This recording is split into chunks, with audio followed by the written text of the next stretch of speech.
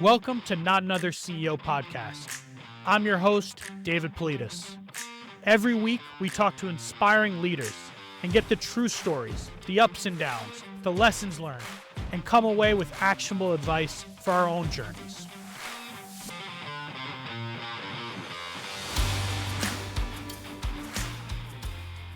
Today's guest is a disruptor. He's spent the last 12 plus years disrupting an industry that desperately needed it. He's an amazing operator. In my opinion, he's built his company the right way from day one. His company is the leader in unified interaction management. They've redefined how companies interact with their customers across their call centers, websites, and AI. Please welcome co-founder and CEO at Glia, Dan Michaeli. Hey, Dan. Hey, Dave. How are you? Good to be here. Good. It's great to have you here. Let's jump right into it. First question. What is the one thing you've done at Glia, big or small, that's had the biggest impact that you'll absolutely do again if you're CEO of another company in the future? I would say that is ROB, so rhythm of business. And so the idea here is to create the most predictable year possible from the outset. I think about it like a school calendar, right? So there are a few parts to that, really two key parts to that. One is the major events for the year and the minor events for the year, right? So the major events, think about it as any fundraising meetings or important meetings with investors, board meetings, conferences, customer conferences, quarterly business reviews. And then there's minor events that sort of sit in between those major tentpoles for the year. So think about the stand-ups that you run, the executive meetings that are happening on a weekly or bi-weekly, monthly basis, functional meetings across, go-to-market or product or so forth, and then cross-functional meetings that you create between different teams. So I think that once you have that rhythm of the business, trying to really establish it from the beginning so that everybody understands what's coming throughout the year, eliminate some of the ambiguity that we all live with, right? And then decide carefully on what are the expectations for each one of those different major or minor events, right? So what's the content we have to have for those events? What's the prep we have to do? What kind of meeting is it? Is it a decision-making meeting? Is it a brainstorming meeting? Those sorts of things. And then being very, very determined as the CEO to keep and enforce whatever rules you set for those events so that you are the pacemaker for what should be happening at those events. I see this as bringing a few different benefits. One is clarity, so reducing the ambiguity, as I mentioned. The second is mobilizing the team, so making sure that you can empower the leaders, send the right messages throughout the organization. That leads me to the third one, which is alignment. So you want to make sure that strategy and execution are aligned. And then finally, it's execution. So when you look at the rhythm of the business, it creates important forcing functions throughout the year, right? So if you have a really important meeting that everybody is aware of that is happening in October or that is happening after the board meeting or whatever it is, you can create a function to drive urgency throughout the business. And it's really, really powerful to create that cadence and ramp up the pace in that way for the organization, because we have to be delivering with urgency in technology, right? So There's so much in there that I mean, first of all, the forcing function, I think that is underappreciated, actually, how powerful there is when you have that forcing function, like you said, a board meeting, a big customer meeting, something like that. It's actually amazing the power that can have when people know they're working towards something, not just a random date. They're working towards. I love that. I have a very specific question there. How often can you have that type of forcing function? I don't know if that makes sense, but it's like, can you do that every week and say, like, this Friday we have a big meeting, got to, hustle? Like, how often can you do that? Yeah, it's a really good point. You have to be careful not to overuse it necessarily, right? But we are all told when we're working in disruptive technology to move fast, right? To move with urgency, to drive forward results. And sometimes that isn't necessarily enough to bring the team together around a common goal or a common time frame. So I would agree, you have to not be over judicious with it. You can not necessarily do it every single time. But I think like some 2 or 3 major forcing functions a year, along with some minor deadlining that can be tied to an event, is very effective. When you talk about the rhythm of the business, you talk about setting these major minor events throughout the year. How much does that change throughout the year, or are you, do you miss these meetings? Like, do you ever skip a meeting or cancel it, or are you, is this pretty strict? Things, there's always things that happen throughout the course of running a business that may preclude you from having one of these meetings take place. So you have to be reasonably flexible, but ideally, you really are not making too many changes to the rhythm of the business that you've established. And I think as you mature, you're able to establish that cadence and those meetings more and more into the future, right? Maybe at the beginning, you can't quite do it for the whole year. You can only do it for maybe 1 or 2 quarters. Maybe you do it on a quarterly basis or biannual basis. It changes. I think the other really interesting thing is that the events themselves evolve over time. So I mentioned when you want to develop the right expectations, the content, the prep, the type of meetings that you're having, you can determine that, hey, maybe during the ELT meeting that we have every week, from now on, we want to do it with a memo beforehand, right? We want to have a memo and you evolve it. You can evolve it at the beginning of the year when you establish the new ROB for that year, or you can do it midway if you find that that's going to drive a particular objective. So I think it's important to treat them as sacredly as possible, and not manipulate the calendar too much, but also to have the right level of flexibility to assess if you're getting the most out of the meetings, and also if they need to be rescheduled for some inevitability, then you can do that. Who owns the rhythm of the business? Is it you as CEO, or is it somebody else in the business? Who owns that? I think it has to be owned by the CEO and enabled by other teams. That I think it also depends on scale, right? At the beginning, you may not have an office of the CEO to help you really create a rock solid ROB that's very predictable. So you may have to do that on your own and dedicate the time to it and prepare for those meetings yourself. As you grow, you have an admin staff that can help you. I find that oftentimes also the people team is well equipped and well positioned, has good visibility of what's going on amongst the teams to facilitate some of that ROB work stream. But I think it changes over time. Ultimately, it should roll up to you. Ultimately, you should have the full sign off on what the ROB looks like and be very intimately aware of it, because it can be an extremely powerful mechanism to drive results. Do you have, as you talked about the different meetings, are there different voices heard in those meetings? Is it always your voice and you're the one kind of leading that stuff, or do you have different voices heard in those meetings? It's definitely not intended to be a soapbox that I stand on and speak for an hour or half an hour. It's really meant to be, as much as possible, I want the meetings to be collaborative, and everybody has a role to play in the meeting, to either, kind of thinking about it from a racy standpoint. Is somebody responsible? Are they accountable? Are they consulted? Are they influencers in this meeting? And sort of thinking about who you bring together. But ideally, you're either making decisions in a meeting or you're brainstorming and solving problems together that can then be input into a decision. Trying to avoid as much as possible reading the news, right? You don't necessarily always just want to come in with here are my updates. If I try when we have our ELT meetings to make them as cross-functional as possible, we are bringing topics that we as a team can address together uniquely in this particular forum, right?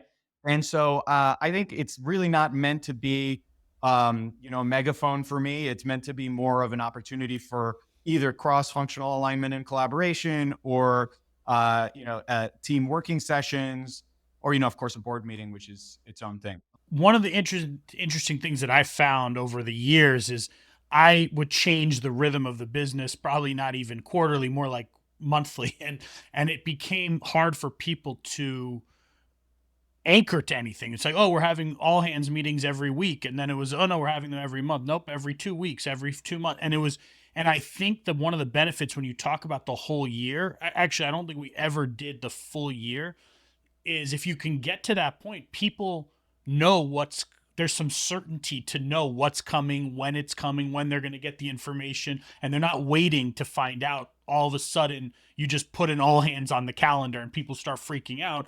People know these are the things that are coming. I really I like that. As the team, does the team ever actually communicate that back to you? Like people on the team, do they say that, or do you feel that? Oh, the team pushes you to do it for once you start doing it. I think the team pushes you to do it further and further out into the future, right? Because people have got other commitments outside of work that they want to be able to plan, and they want to be if you're doing the right things and these meetings are productive, they want to be a part of them, right? So they want to attend, they want to be there, they want to contribute. And so in order to make sure that you can maximize attendance, right? People say, hey, do we know when the kickoff for the year is happening? And it's like in the middle of the summer. It's like, yeah, well, the ROB is going to be released shortly. You'll have the full visibility into all the different events. And again, I don't believe it's possible to necessarily do it when you start a business, to do this so far out into the future, because it's hard. You have to sort of have a couple of reps at it before you can determine what works for you, right? What works with your fiscal year, what works with the different teams you have as you grow and scale. Maybe you've got to deprecate some meetings, maybe you have to spin new ones up. So it's something that you should constantly be iterating on and keeping an eye on. But I agree, it's making sure that you can be as consistent as possible, and then progressively planning further and further out over the year becomes something that the team, yes, embraces and appreciates. I love it. One of the things that I've noticed in I don't know how many years, I think we've known each other for probably 10 years. One of the things that I've seen is you have evolved a lot as a CEO, and I feel like at a pace that, at least for me, I don't really see very often, including in my own experience of myself and other people. How do you do that? Do you do that deliberately? Has that just come naturally to you as time has gone on? Do you have a mentor, a coach? Like how have you evolved and keep up leveling yourself? I mean, how big now? Glia is how many people now? 400 or Yeah, around there, yes. yeah. So I think when we met, it was like two of you. I'm pretty sure. And so how have you done that? I think I attribute it mainly to a learning mindset, and part of that is circumstantial, and part of that is, I think, just innate in what I value as a person and what I've been brought up with in my family. Right? I think it's a learning mindset. So the circumstantial aspect of it is I didn't really know much about anything when we started the company, so I was forced to adopt these, or to supercharge this learning mindset in order to cover the ground I needed to be effective. But I think I really do take that idea of a learning mindset very, very seriously. And what I mean by that is, the first step is really understanding what the gaps in your knowledge are, and then it's really driving to plug those gaps as effectively as possible. So, what are the right resources?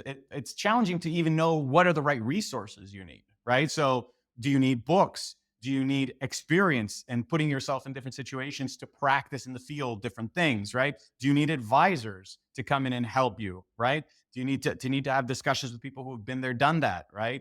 And then the next step, once you determine, so it's really understanding kind of what is the universe of resources that would benefit this gap in knowledge that I have, that would help me fill this gap in knowledge.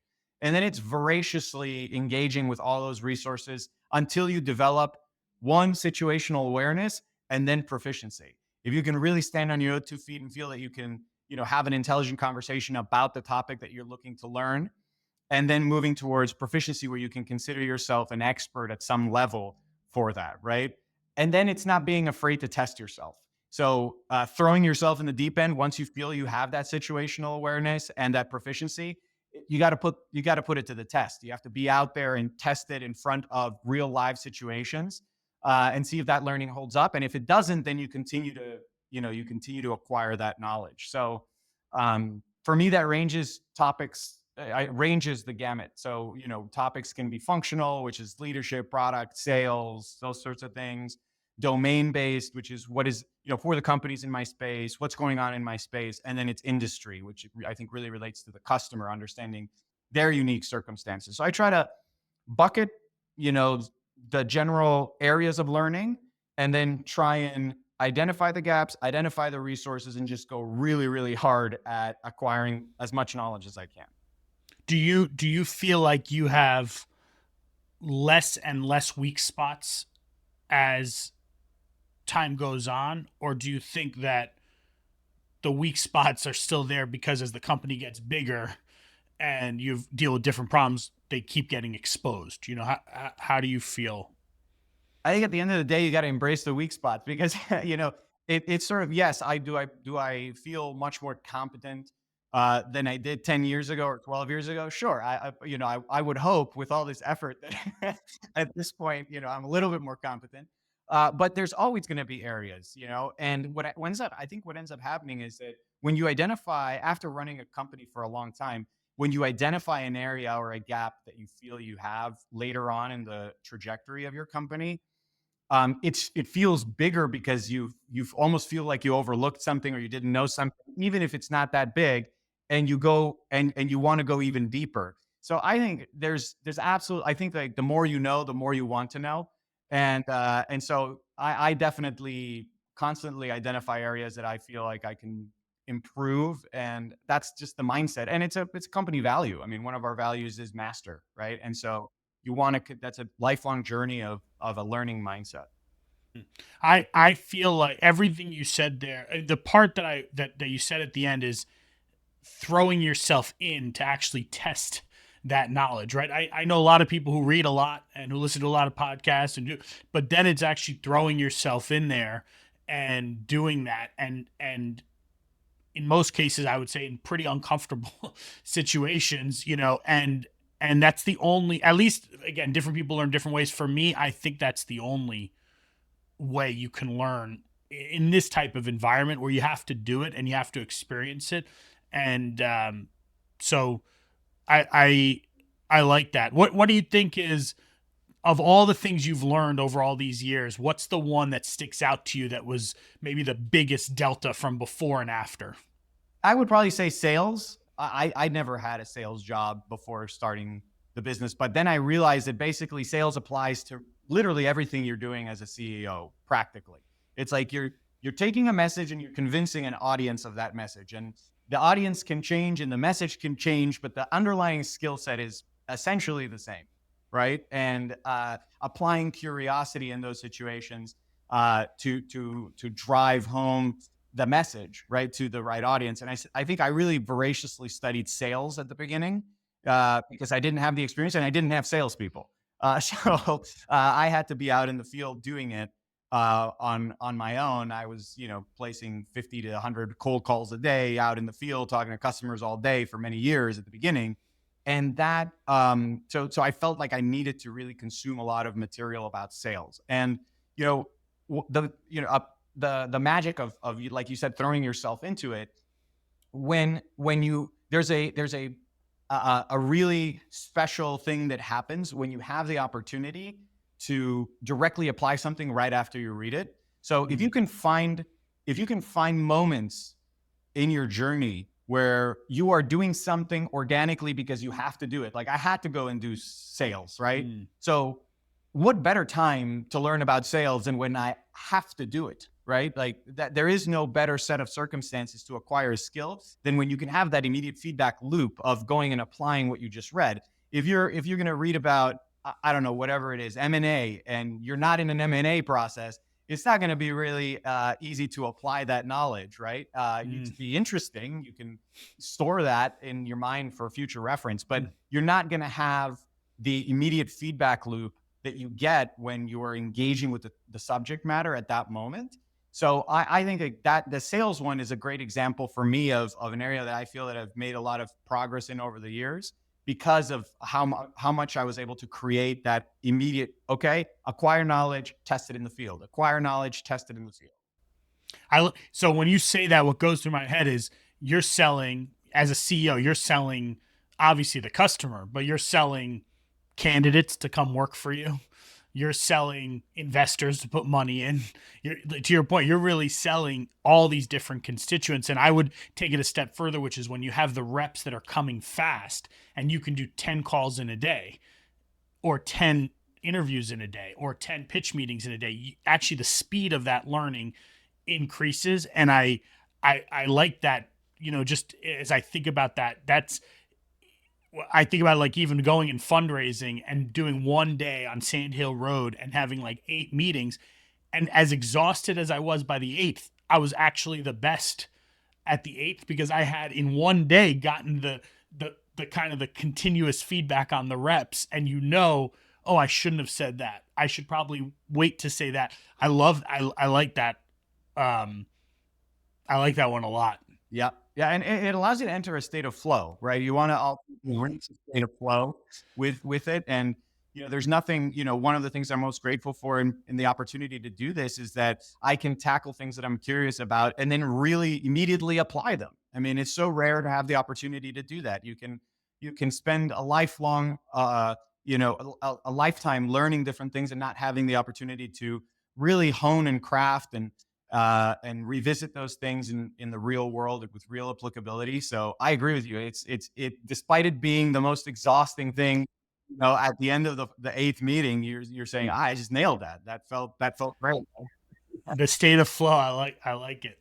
One of the other things I've noticed over the years is you've built up your executive team, and I think you correct me if I'm wrong, but I think you've done it with a mix of bringing people from outside, and building people up from within the team. And when you think about that 12 years, all the executives you've had in the organization, how do you think about bringing those people on board? How do you decide which ones you're going to bring on from inside versus building up, from bringing in from outside? Like, how do you think about that? Look, I like to think about sort of the hiring power of an organization. Like there's a certain amount of power that you have as a company in terms of what sorts of people you can attract to join you on the mission, right? And so I've always been very, very tactical with assessing and improving the hiring power that we have as an organization. At the end of the day, when you're in technology, the vast majority of your investment is going into people. So you need to maximize that investment.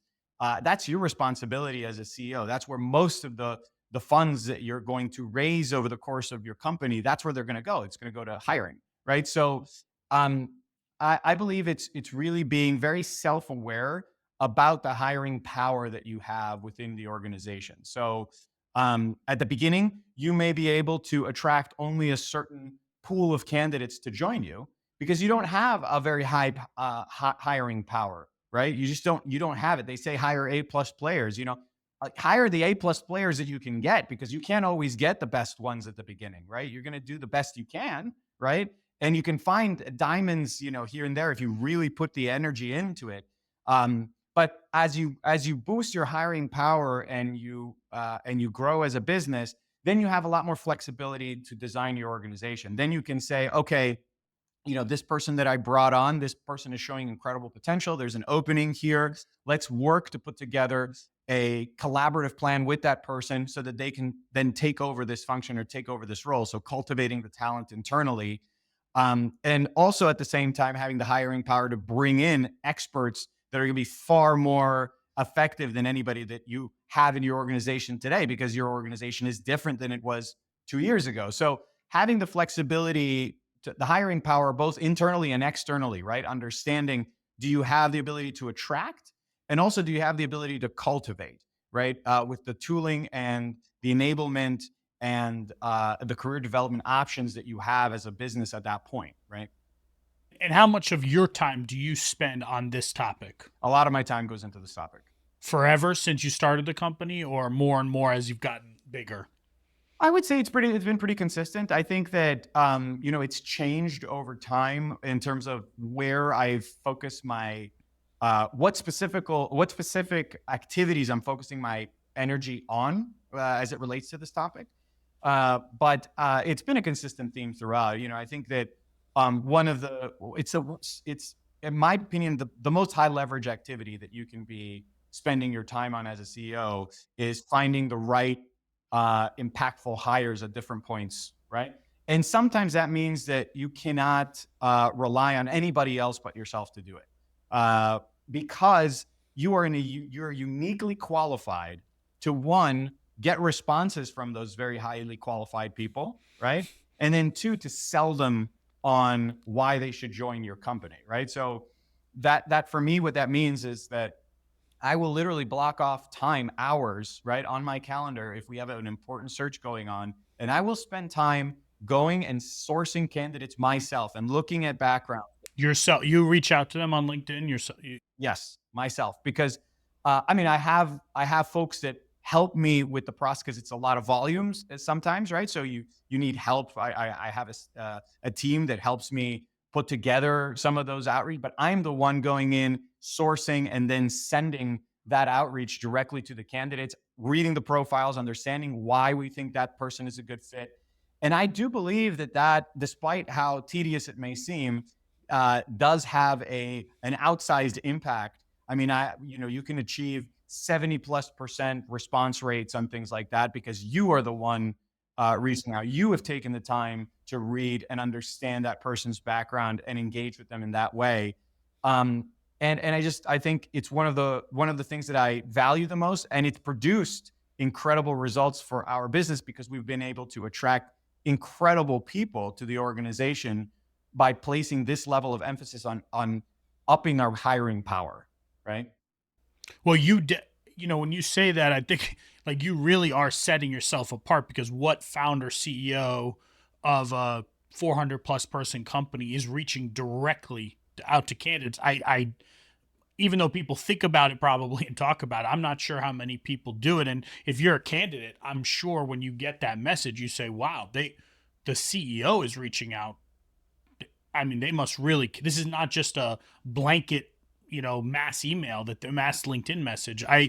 You can see how that really. And again, people talk about. I'm not sure how many people actually take the time to do that.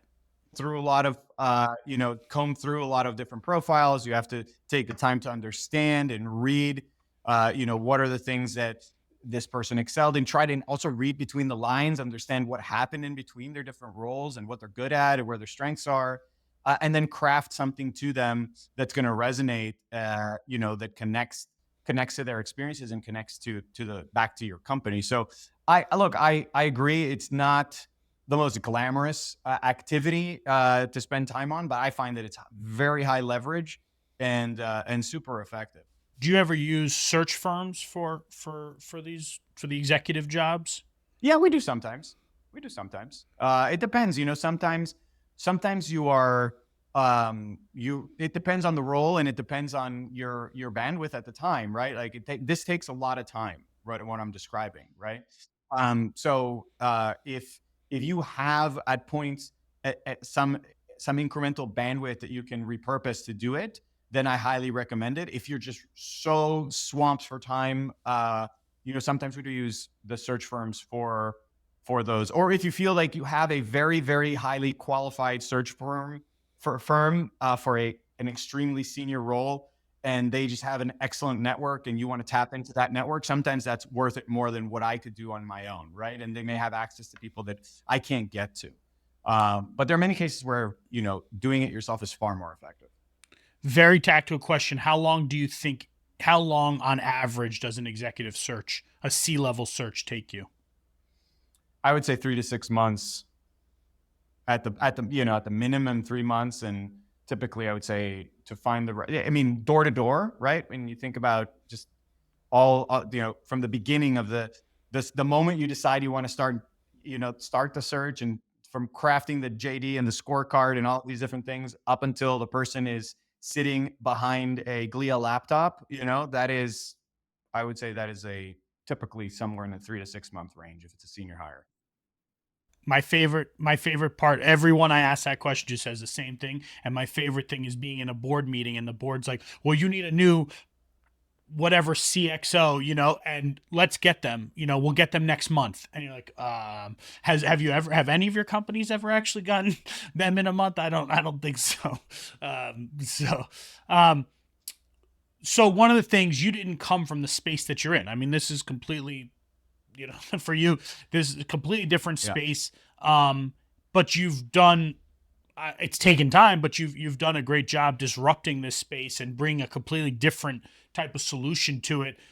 Do you think you can disrupt a space? Could you have done this if you had a lot of experience in the communications world, in the call center world, in the customer interaction? Well, it wasn't even called that, but if you think about that, and if you'd come from that space, would you have been as successful as you've been to date? It's a really great question. It's one that I think about a lot. I think that I would say that it's a bit of a gray answer in terms of, the the ability for somebody who doesn't have experience in the space to execute well within the space. I think there's a spectrum. I think about a spectrum that goes from sort of the most novice, most beginner's mind possible, all the way to a highly experienced somebody who has a lot of context, a lot of knowledge about the space. So you go for you have varying degrees of that spectrum. The success doesn't necessarily depend on where you sit on the spectrum. I think it really depends on your self-awareness of where you sit on the spectrum.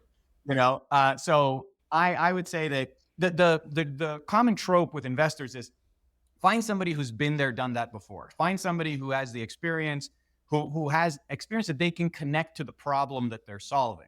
And that's typically, I mean, I think that's the lowest risk way of finding a successful founder is, what is their background? How have they done something similar in the past? Either started a company before, or do they have some sort of connection to the space that they're looking to disrupt? Right. That's something that VCs pay very close attention to. I believe that there's a flip side of that, which on the beginner's mind side of the spectrum, you're sort of unshackled by the expectations, right? And you can attack the problem from a totally new angle, or from various totally new angles, right? And having that opportunity can produce outsized and outstanding results. Now, the key is, again, the self-awareness, right? Like, if you don't have this knowledge, right, and the context and the experience to go and tackle a space, you have to be very keenly aware of that, because that's going to require a tremendous amount of learning. It's a huge learning curve. And at every turn, you have to understand, why did they do it this way?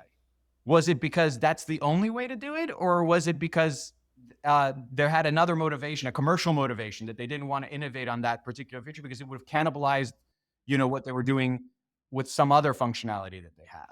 Was it a technical limitation that existed at the time that doesn't exist now? Like, you really have to spend a lot of time learning and trying to understand, if you're a beginner's mind, why was it done the way it's been done before in different instances. So like I said, I think but of course there's a lot of benefit to being a very experienced person who understands the space intimately, has firsthand knowledge of the inner workings.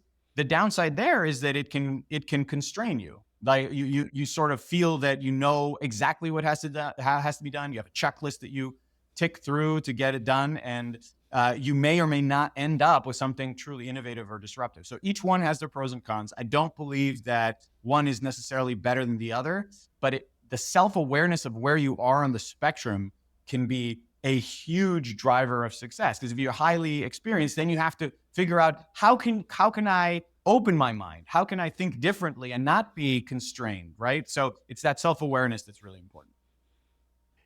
So you've been doing this 12 plus years. What is the biggest challenge you've ever faced at Glia? And how did you overcome that? Were you able to overcome that? There are so many.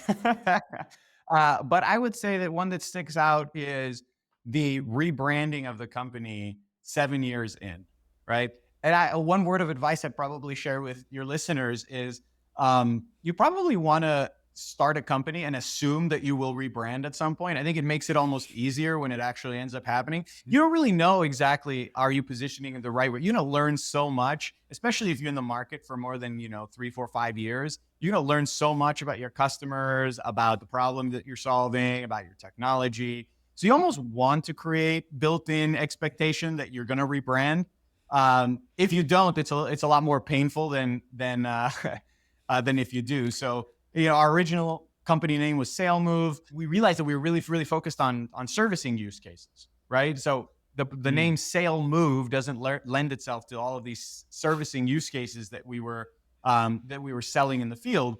And so that kind of came to a head when we lost our largest client because of that confusion. They didn't really understand it. They were talking about it internally, and sort of we were talking about other use cases, and they just decided to use some other technology that they had in house because they didn't realize that we could solve that problem. And it was all because of our name and the way that we had positioned the company and sort of the message to the market that we were. So Sale Move was very focused on sales, driving conversions, and this and that sort of value proposition. And so we decided to change the name and focus exclusively on very specific use cases and industries, right?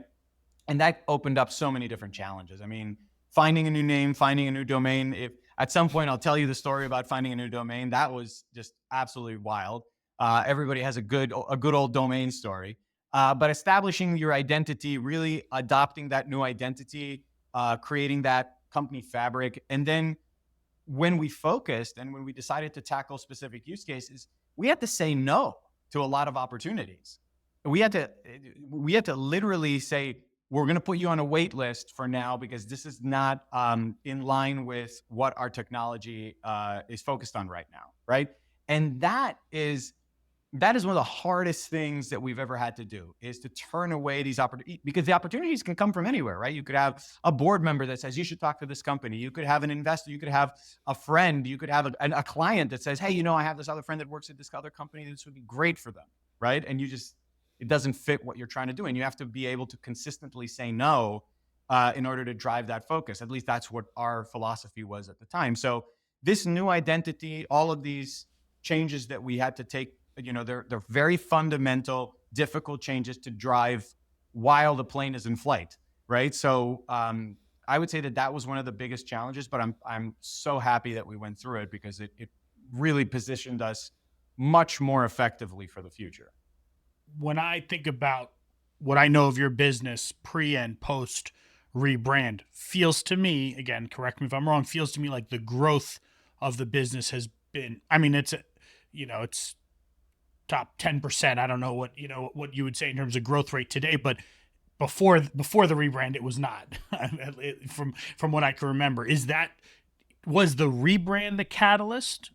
Was the change of focus the catalyst? Could you have done it without rebranding? Because it feels like that moment was the difference of kind of plodding along slowly to hyper growth, and it feels like it happened around that time. It's a good observation, and I would say that it was probably coalescing of all of those things at the same time, right? I think that the rebrand on its own wouldn't have stimulated the growth. The focus on its own maybe wouldn't have stimulated the growth. We also fundraised at that exact moment. Like, we were going through the rebrand and raising our next large institutional investment. And that happened in conjunction with the investment. So we were able to launch with a new name, new identity, new funding, new focus all at once, right? And I think that helped sort of create that vector for growth that we really needed at that moment, and positioned us much more effectively. So I think it was a combination of all of those factors together that gave us a new growth curve. I think your advice about going into your business assuming you're going to have to go through the rebrand is really important, because people get so tied to the brand and to the colors and the logo and this, and they think, if I rebrand, no one's going to know who I am. And in reality, for most of us, most people don't really know who you are anyway. So actually the rebrand, it but you don't want to do it. You fight that, and it's a big, to your point, domain by itself, just that is a huge effort, let alone everything else that comes with it, and all the materials and all the websites and all the this. And but when you know you need to do it, I do think it makes a massive difference. Yeah, it can be a step change, and I think that not getting too enamored with the brand and not Hmm. getting too enamored with your value proposition, your messaging, your positioning, all of that, it's so much easier said than done. I mean, I agree with the advice, and I would say that to any founder that comes to me. It's like, don't, keep a flexible mindset. You're going to learn so much in the coming years that you may even want to change the entire direction, of the company at some point, or your focus, or your name, or the main message. About it. You could change a whole number of things. And every single time that I have undertaken a major change in our value proposition, or our message, or how we talk about our solutions, I say, okay, now we've nailed it. This is this is the one, this is, and then you learn more and you continue to evolve. So the only constant is change. I mean, I think at the end of the Hmm. day, it's you accepting that as soon as you can and embracing it is your best bet. I think for a lot of founders, they figure that out. At some point, you figure out that the only constant is change. What I've noticed in my own experience and from talking to many founders is it's hard to get the team to embrace that there's only the only constant is change. Do you have any advice at all on how to do that? Because to the back to the point of the rhythm of the business, people like the certainty. They like to know this is happening at this time, and change is uncomfortable for everyone. Did you have any advice for how, not as a founder, but how do you communicate that to your team? The bigger you get, the harder it gets, right? So when you're a few people, you can sort of activate that sort of change, and spend time individually almost with everybody, telling them why it's important, right? Um, I do believe it actually connects back to the rhythm of the business in a lot of ways. If you have the right cadence and the right framework set up, that you say, for instance, look, every kickoff and mid-year sync, we are going to update our main presentation deck. It's going to happen every single time, right? Or if the expectation is that on the quarterly all hands, we do weekly all hands that are optional for anybody to join, and then we do a quarterly all hands where we do a review of the quarter, and that's like a special version of our all hands.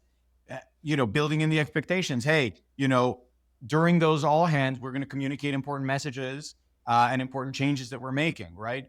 But it's, I think, leveraging the rhythm of the business or connecting it to important external events or internal events in some ways to justify the change, explaining it. At the end of the day, it really boils down to how can you package it up for the team and communicate it in a way where they understand the impetus for the change.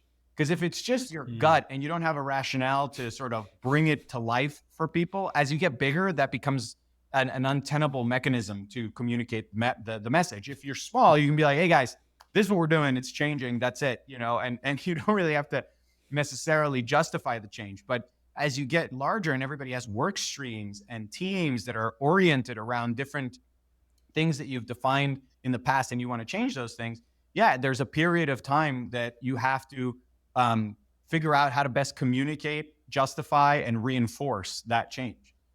What are you most excited about for the future of Glia?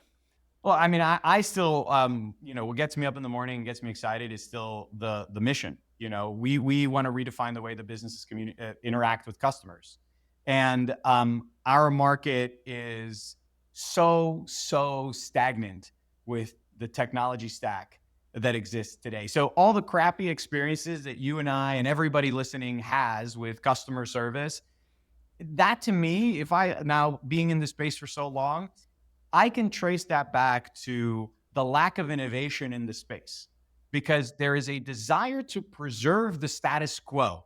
There's a desire on behalf of the space, the customer service space, and the sort of the call center space in particular, to preserve the status quo, because old school phone, that's the cash cow, you know, and nobody really wants to disrupt something that is their cash cow, right? So they'll do so on the margins and they'll offer different things that kind of check the boxes so that they don't really have to innovate. It seems like it's innovation theater, right? Like they're sort of kind of innovating on the margins, but not really reinventing. And we want to redefine how businesses interact with customers. That's our mission. Like we want to come in and make, like, when people see a demo of Glia, right? They always say, "Whoa, this is different than anything I've ever seen." Right? I have never experienced this in the wild. I've never had this kind of interaction with a business before. Why isn't this everywhere? Right. And so what gets me excited is I want to make that experience be everywhere. I want to make those interactions be the rule and not the exception. Right. And so for us, I still get really, really excited about all that potential. Today we have over 600 clients and growing still at a great rate. And I can't wait for the day where, the interaction is the differentiator. That is how the businesses are going to stand out, because everything else is slowly becoming commoditized. So if I can make those interactions be the touch points that give businesses the business value, and as a consequence, finally create good experiences for us all as consumers, that's what gets me excited. Love it. Um, let's talk about you. Where are you from originally? Well, I was born in New York, and but I grew up in Guatemala. So my whole childhood, 0 to 18, before I went to college, was in Guatemala, which is Hmm. unusual, I bet, for for your podcast. Yeah. Why Guatemala? Yeah, my grandfather, fled the. So all four of my grandparents are Holocaust survivors, which is makes me feel very grateful to even be here. They all survived the Holocaust, and my grandfather moved from the Czech Republic to Guatemala. He wanted to get as far away as possible from Europe and everything that was happening. He managed to escape, and he started a business in Guatemala, a manufacturing business, manufacturing plastic products, and he built it up from nothing. He started selling plastic combs on a bicycle all over the city. He was manufacturing plastic combs with a guy he met on his journey over from Czechoslovakia on the boat. He was a lawyer. He met this engineer. They both started this company manufacturing plastics, and the first product was plastic combs, which at the time were manufactured out of wood, and they would break. The teeth would break, and so they had a really unique product because they were much more durable, but just as effective. And so he was riding around on a bicycle selling these combs all over Guatemala. And he started to see some success. He started to diversify, bring in new products, and then eventually, he set up his life there. And that's where, that's where that's where I grew up. And was he alive when you were growing up? Did you see that business? Yeah, the business is still running today. I had a lot of opportunities to. I've had a lot of opportunities to see the business, business challenges and the business opportunities that my family has been through, and that's shaped me. And he was alive, but only for a short period.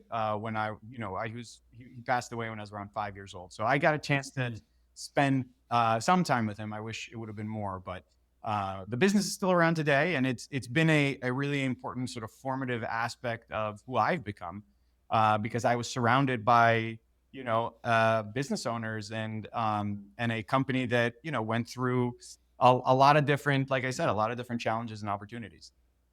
Do you think that is why you are a CEO, founder CEO today? Is it from that experience? I believe it has a large, I think it had a large impact on it for sure. It understanding and seeing it firsthand, and watching my parents operate the business and my family operate the business, and definitely had an impact on what I thought I was going to end up being a doctor, but the entrepreneurial DNA was deep, and so once I went to college, I realized that my interests were elsewhere, and I came back to entrepreneurship and business, after some time. But yeah, I definitely think it had a big impact for sure.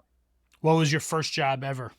Well, I worked at the family business, like literally doing data entry when I was, I was 11 years old. I wanted to do it. I kept insisting that I wanted to come work at the family business. And so they put me on, a very basic data entry job, which I loved. And I also got a chance to sort of help them carry around products and put the products on the shelves and sort of work in the warehouse and things like that. I was in love with it. I thought it was so much. It was like a playground for me at the time. So what what is it deep down that motivates you? You've been doing this for a while.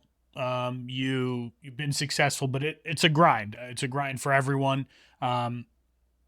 Deep down, what is that motivation? I know you're motivated by fixing this problem in the world, but your personal motivation. Well, look, I think that I think I consider myself incredibly grateful, or I am incredibly grateful, and I consider myself incredibly lucky to be on this journey because of what we were talking about earlier, which is the ability to acquire knowledge and then apply the knowledge so immediately and get that feedback loop. I mean, that gives meaning to my life. I love the opportunity to learn and grow and to drive forward my own self improvement and hopefully also the improvement of others around me. Through what we're doing. So from my perspective, it's just this quest that I'm on for my own self to just always be learning, always be growing. I think that that's what keeps us alive as people is that search and hunger for knowledge and curiosity. And I can't think of a better way to manifest that than with what I'm doing. Right? I can't if I had to if I could do anything, this is what I would be doing. Right? So it's the ability to have that arena to play in and to acquire the knowledge and then apply it is really really special. And then, of course, what I said before, the motivation of fixing this problem, which is a problem that we're all very painfully familiar with. So Hmm. that motivates me for sure. Do you have any lessons that you've learned on a personal level over these years about um, staying sane? I don't know how else to say it, right? Is like is as you go through the ups and downs and all the challenges, is there anything you've learned, or ways that you take care of yourself to stay sane throughout all of this? Yeah, look, I think it's finding time for clarity of thought, whether that be through meditation or walking my dog or just getting some time to disconnect from the problems that we're solving. I think that's a necessary mechanism to stay sane. One of those two things, like finding either the space or the time to do something where you can really be focused on the present. Again, a lot of people access that through meditation. So I like that element.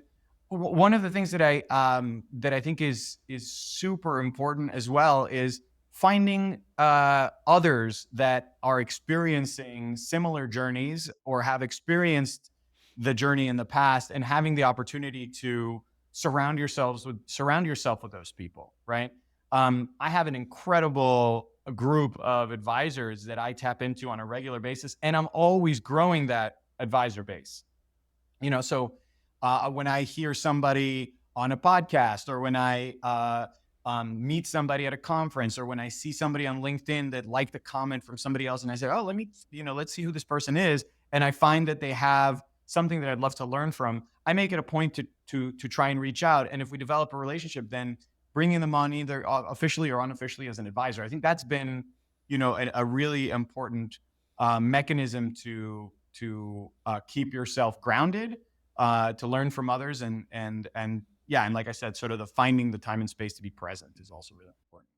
If you go back, everything you've learned to date in your entire career in your life, what advice would you give yourself at the very beginning of your career, knowing what you know today?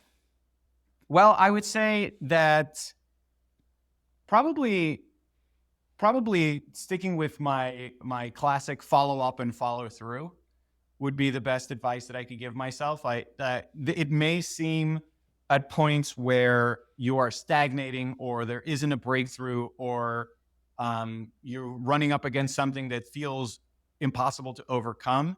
And I've really stuck with follow up and follow through, and that I feel like that reminder to myself in the early years would have been helpful because sometimes you can get discouraged. It's really challenging at the beginning and even throughout to maintain persistence. But it's as simple as follow up and follow through. Make sure that you have the persistence. Make sure that when follow up relates to persistence and follow through relates to reliability. So anytime anytime you encounter a situation, have you followed up enough that there are no angles left to play? And for follow through is when you encounter a situation, did you do what you said you were going to do? Right. And so I think like adhering to that maxim, making sure that's top of mind from beginning to end is what I would tell myself if I could go back. I actually think that's great advice for anyone in any job at any level. Follow up and follow through. I think that's one that it's somehow in that you kind of encapsulate everything that actually, if I think about the best people that I've worked with, period, that probably describes those people, is that they have that persistence and they do what they say they're going to do. Actually, if you go around and ask people who's the best person you ever worked with, probably they're going to say something to that effect. And when you say that, I think about myself earlier in my career, and you think to yourself, like, when you start working, I don't know how you felt. When I started working, you got some nervousness, that first job, am I going to be able to live up to the thing? Will I be successful? And then when you get into the working world, you actually realize it's not that difficult. If you follow up and follow through, you'll be better than 90% of the people that you work with. 100%. And it creates a bulletproof reputation. You know, if you can consistently do those two things, your reputation will precede you anywhere you go. And people will quickly realize it too. Like, you can quickly tell if somebody has those two qualities when they start working with you. I like that. It's a simple way of actually encapsulating everything. I like that. Cool. Well, what if people want to connect with you? If someone listens to this podcast and wants to get your advice, how should they do that? The best way to find me is on LinkedIn. You can reach out, and of course, Glia.com. And those would be the best places to find me. Great, Dan. This was amazing. There were a couple things in there that I love: the forcing function, the using the rhythm of the business, the follow through. I love it. I think these are gems that in short way kind of explain very complex concepts. So thank you very much for doing this. Well, thank you, and thank you for your contribution to this community and bringing these voices to everybody. I hope that it was helpful for those listening, and I've already benefited from listening to your episodes prior to this one. So keep at it. It's great. It's great stuff. Thank you, Dan. And for those listening, hope you enjoyed, hope you learned something or multiple things today. And if you enjoyed the episode, please share with your network, like it, subscribe, all of that. And we'll see you for the next episode of Not Another CEO Podcast. That's a wrap for this week's episode of Not Another CEO Podcast. Thanks for joining. For show notes and more, please visit notanotherceopodcast.com. We'll see you next week.